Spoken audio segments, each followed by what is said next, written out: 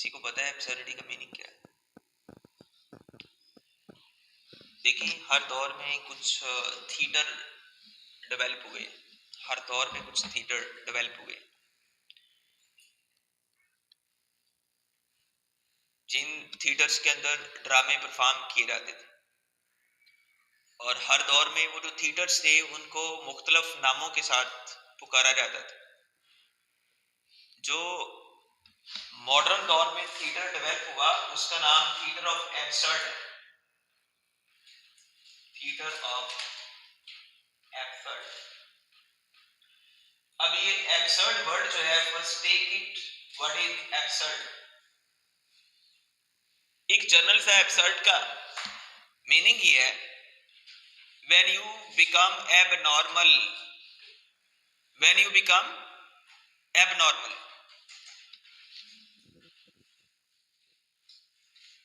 when you become abnormal, this is called absurd stage। जब आप abnormal हो जाएंगे तो आपके स्टेज को एब्सर्ड स्टेज कॉल किया जाएगा। एबनॉर्मल यानी यू आर नॉट नॉर्मल, आप नॉर्मल नहीं है। अच्छा, एबनॉर्मल जो है ना, ये एबनॉर्मेलिटी आपको ले जाती है। एक स्टूडेंट ने वेट करवाया तो उसका वेट गालबन 30 की लाइन में था और एज उसकी 20+ थी और 30 की लाइन में उसका वेट था। तो डॉक्टर ने साथ वेट लिख दिया एबनॉर्मल वेट। एबनॉर्मल जो नॉर्मल से हट के बंदा होता है, it leads toward one's madness. ये एक पागलपन की कंडीशन पे इंसान चला जाता है। Somewhat mad state is called abnormal. जब आप शरीर थिंकिंग के मालिक हो जाते हैं या आपके माइंड में आप चीजों को ओवर फील करना शुरू कर देते हैं, तो इंसान जो है वो एब्सर्ड स्टेट ऑफ माइंड में चला जाता है। ये basically it's a state of mind, it is a state of mind. आमतौर पे जो बहुत परेशान लोग होते हैं ना, they go into that state of mind. जो ओवर डिप्रेशन में चले जाते हैं, over depression it's a state of mind. कौन सा स्टेट ऑफ माइंड है? Absurd state of mind. इसमें हम ऐसे फील करते हैं जैसे कि हमारी जिंदगी जो है वो मीनिंगलेस है। We feel our life quite meaningless.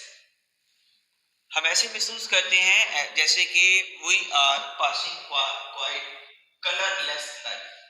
हम कलरलेस लाइफ स्पेंड कर रहे हैं।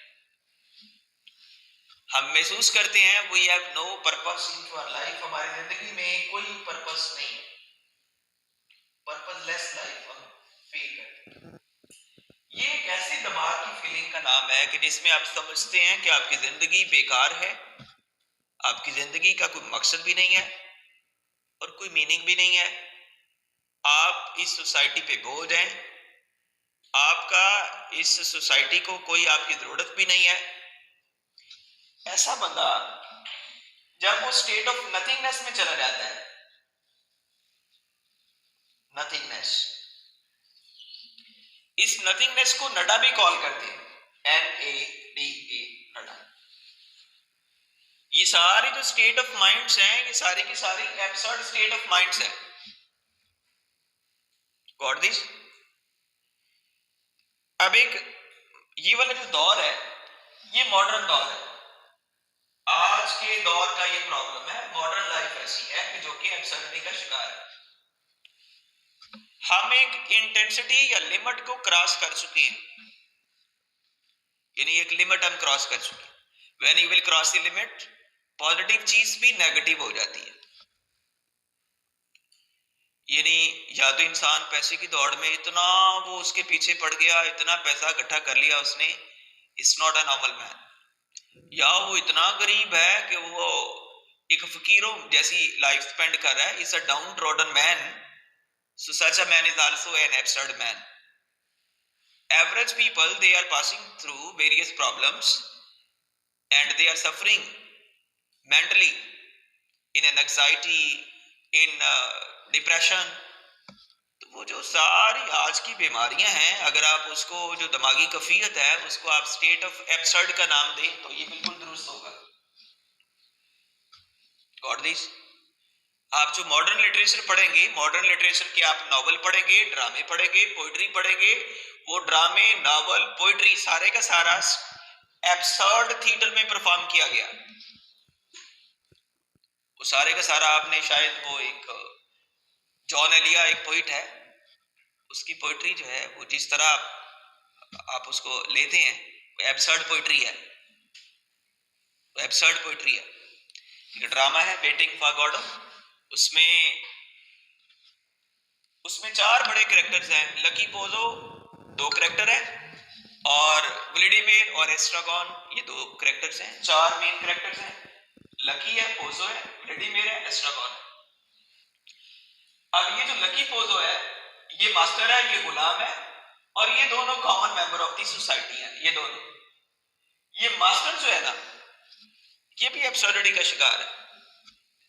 Even he had all the sources, इसके पास property, wealth, everything that person has, but notwithstanding of having all these things he was suffering in an anxiety, depression and modern problems।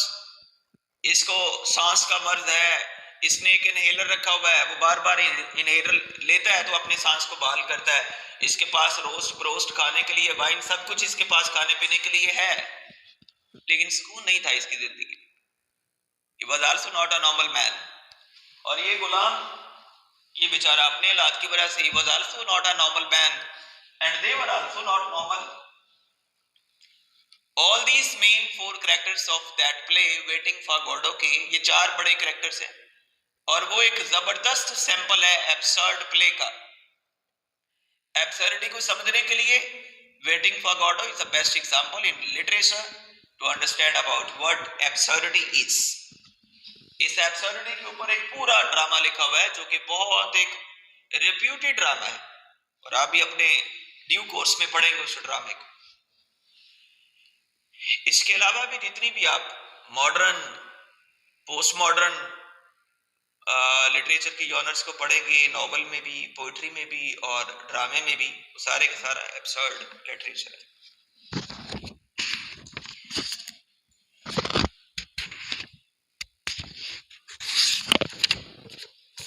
Any question up till now?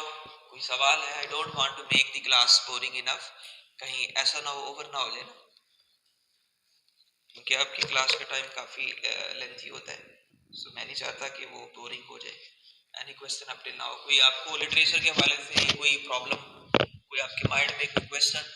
You may put me a question right.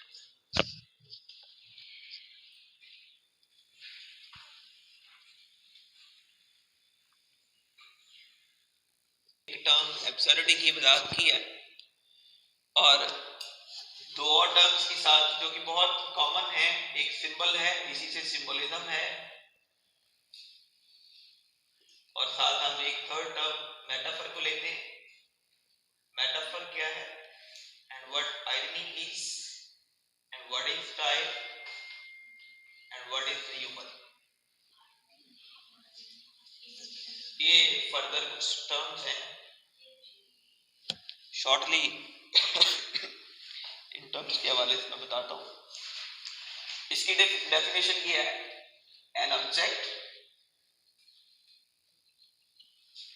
which stands for